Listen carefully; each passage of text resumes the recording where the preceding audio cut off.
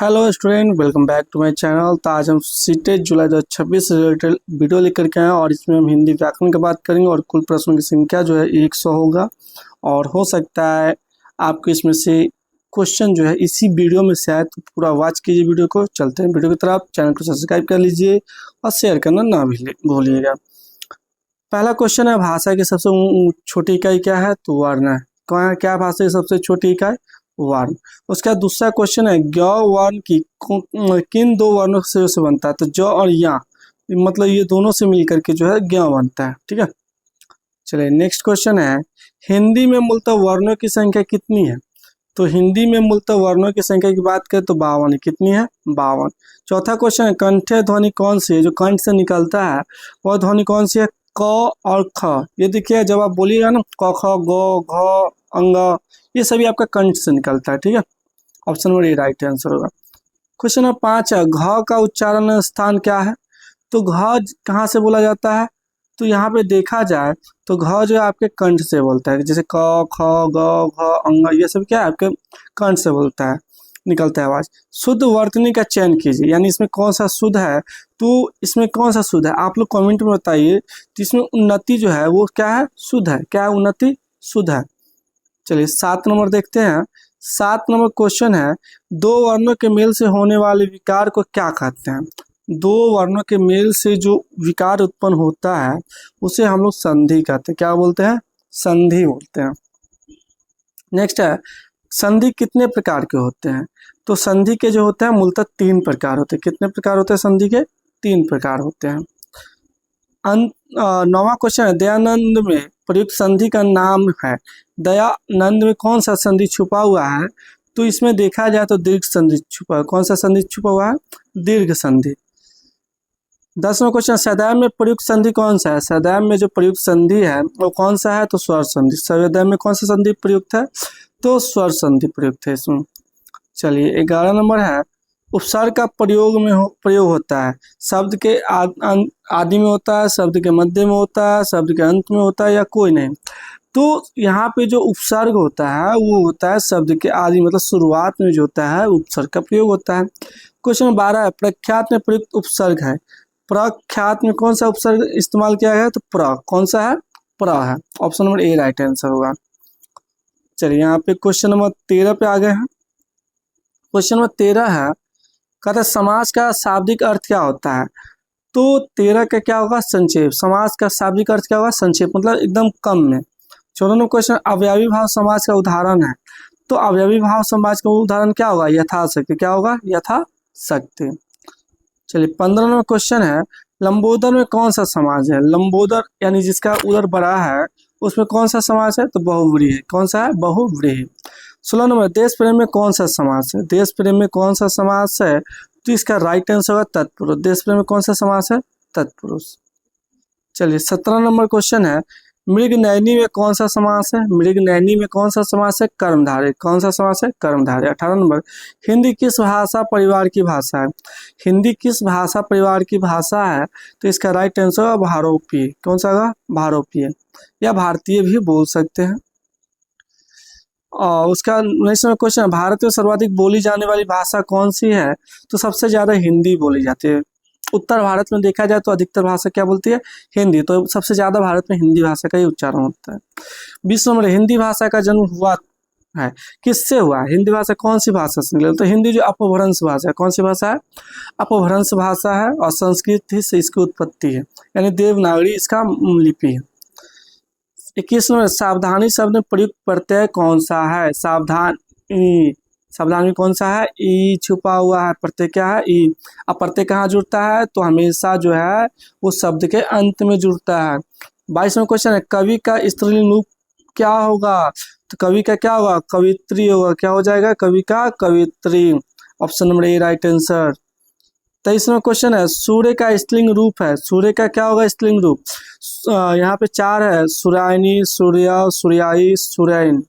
तो इसका होगा सूर्य। क्या होगा? सूर्य का स्त्रीलिंग रूप सूर्य। अगला क्वेश्चन है क्वेश्चन नंबर 24, बुढ़ापा भी एक प्रकार का अभिशाप है, रेखांकित शब्द का संज्ञा है। यानी बुढ़ापा जो है ये किस प्रकार का संज्ञा है, तो यहाँ पे देखा जाए तो ये भाववाचक, कौन सा संज्ञा है, भाववाचक। बुढ़ापा कैसे संज्ञा है, भाववाचक संज्ञा है। चलिए यहाँ पे क्वेश्चन आ गया है क्वेश्चन नंबर आपका है 25, इनमें से कौन सा शब्द विशेषण है, सच्चा, शीलता, शीतलता, नम्रता, मिठास। तो 25 का क्या होगा, सच्चा। सच्चा क्या है, इसमें विशेषण है। 26 नंबर है आलस्य शब्द का विशेषण क्या है, आलस्य में कौन सा विशेषण है, तो 26 का जो है वो सी होगा, आलस्य। आलस्य में कौन सा विशेषण है, आलस्य।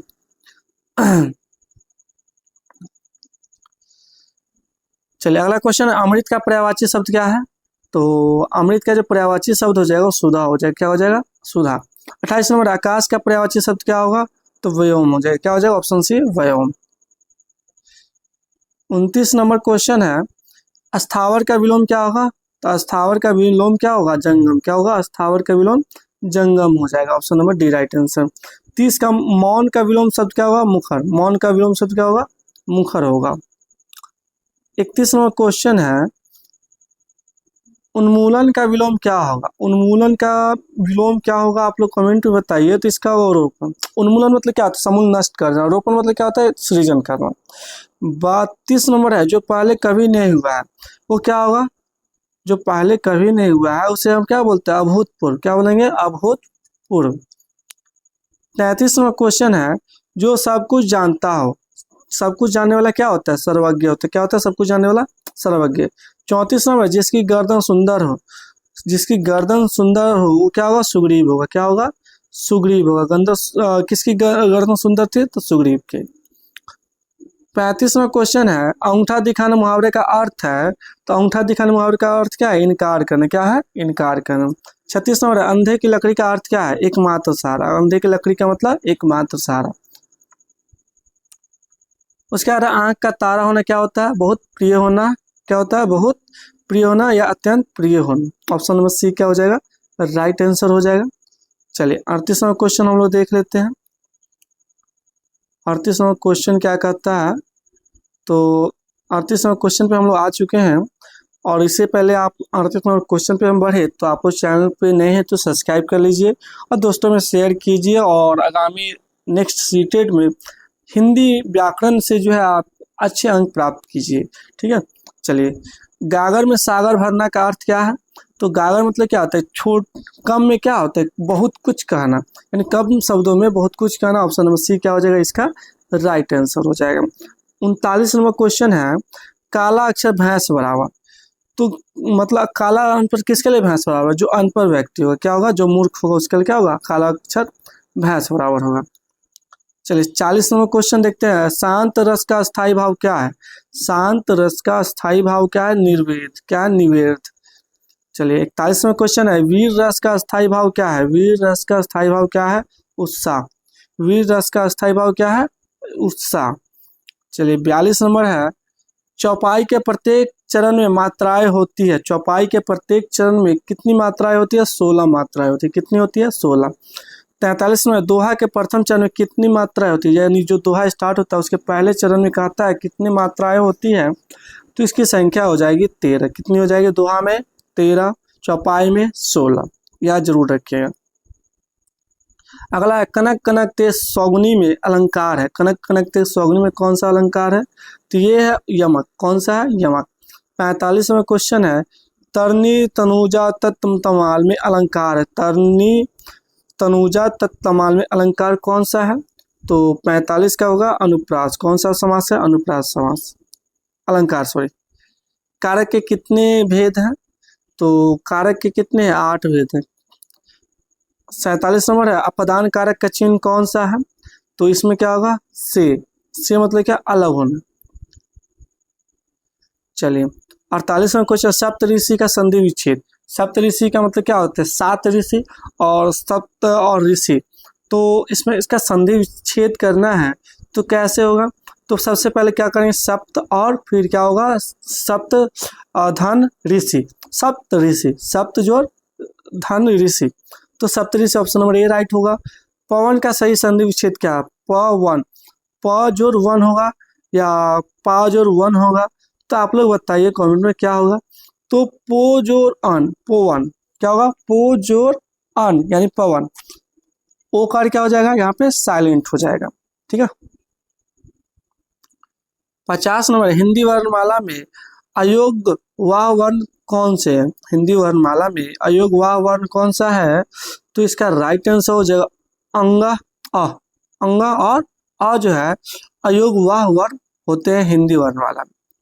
चलिए अगला क्वेश्चन 51 नंबर में, ए ऐ वर्ण क्या कहलाते हैं? ए ऐ वर्ण क्या कहलाते हैं? तो कंठ तालवे कहलाते हैं। क्या कहलाते हैं? कंठ तालवे। 52 नंबर है, निम्न में से नासिके व्यंजन कौन सा है?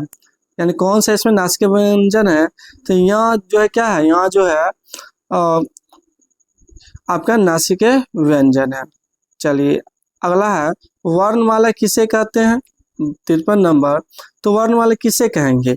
तो यहाँ पे देखा जाए वर्णों के व्यवस्थित समूह को क्या कहते हैं हम लोग? वर्णमाला कहते हैं। ऑप्शन नंबर डी क्या हो जाएगा? राइट आंसर होगा। 54 नंबर, शुद्ध शब्द कौन सा है? तो सच्चिदानंद, सच्चिदानंद, सच्चिदानंद, मतलब बहुत सारे सच्चिदानंद है, इसमें देखना है जो कौन सा सच्चिदानंद शुद्ध है। तो सच्चिदा न परंपरा द, सच्चिदानंद, ये क्या है? शुद्ध है। उसका विभारी किस प्रकार का शब्द है? तो विभारी जो है तत्सम शब्द है। कौन सा शब्द है? तत्सम। 56 नंबर, योगरूढ़ शब्द कौन सा है? योगरूढ़ शब्द कौन सा है? तो लंबोदर है। कौन सा है? लंबोदर योगरूढ़ शब्द है। अगला क्वेश्चन है, परीक्षा शब्द किस वर्ग में आता है? परीक्षा शब्द किस वर्ग में आता है? तो तत्सम शब्द में आता है। कौन सा शब्द है? तत्सम। 58 नंबर है, मजिस्ट्रेट शब्द है। तो मजिस्ट्रेट शब्द किस प्रकार का है? तो यह जो है विदेशज है। मजिस्ट्रेट क्या होता है? विदेशज शब्द है। देशज नहीं है, विदेशज है। देशज मतलब क्या था? लोटा, छीपा, थरिया, ये सब देशज होता है। 59 नंबर है, वकील किस भाषा शब्द से आता है? फारसी, अरबी, तुर्की, पुर्तगाली, तो ये आता है अरबी। वकील कौन सा शब्द है? अरबी शब्द है। 60 नंबर देखते हैं, चाय किस भाषा शब्द का उदाहरण है? मतलब चाय कौन सा भाषा शब्द है? तो चीनी। चाय क्या है? चीनी शब्द है। चलिए अगला क्वेश्चन है, वस्तु, स्थान, भाव या विचार के घोतक शब्द को क्या कहते हैं? तो इसको हम लोग कहेंगे संज्ञा। क्या कहेंगे इसको? संज्ञा कहेंगे। संज्ञा यानी किसी व्यक्ति, वस्तु, स्थान आदि के नाम को क्या कहते हैं हम लोग? संज्ञा। और संज्ञा के यहाँ पे भेद करें तो कितना भेद है? संज्ञा के 5 भेद है। कितने भेद है? 5 भेद है। कौन कौन सा भेद है आप लोग कमेंट में जरूर बताइए। उसका अस्तित्व शब्द में कौन सी संज्ञा? अस्तित्व शब्द में कौन सी संज्ञा? तो ये है भाववाचक। कौन सी संज्ञा है? भाववाचक। चलिए 64 नंबर क्वेश्चन पे हम लोग आते हैं। 64 नंबर क्वेश्चन कहता है, अर्थ के विचार से संज्ञा कितने प्रकार के होते हैं? अर्थ के विचार से संज्ञा कितने प्रकार के होते हैं? तो इसका राइट आंसर हो जाएगा 5। कितने प्रकार के होते हैं? 5 नंबर। 65 नंबर, सर्वनाम के कितने प्रकार है? तो सर्वनाम के जो है 6 प्रकार है। कितने प्रकार है सर्वनाम के? 6 प्रकार है। चलिए नेक्स्ट क्वेश्चन है, इसमें कह रहा है निश्चयवाचक सर्वनाम कौन सा है?